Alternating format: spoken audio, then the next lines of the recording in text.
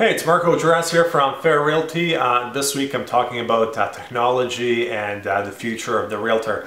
A couple of months ago, I started using a brand new program called DocuSign. So this program allows me to upload a contract and to send it to a buyer or seller for his or her initials and signatures, which they can do electronically by opening up a link in their email.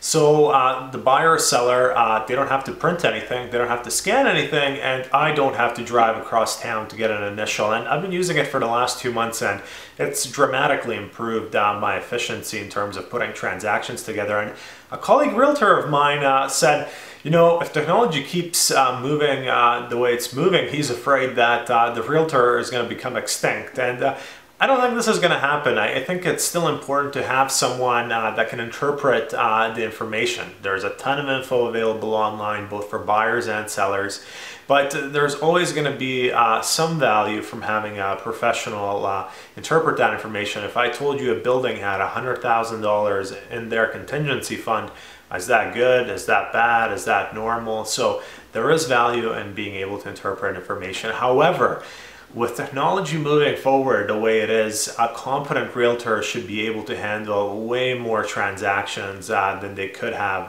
handled 10, 15, 20 years ago. And really, I think long-term improvements in technology will have to put downward pressure on commissions, in my opinion, because commissions, they're still based on very low prices. You know, we had 15, 20 years ago, and more work being involved in every single transaction. For example, now with DocuSign, instead of having to drive across town to get an initial, I send an email to my client, they sign it on their computer. Pretty easy. So that's it for this week. Marko Juras, Realty.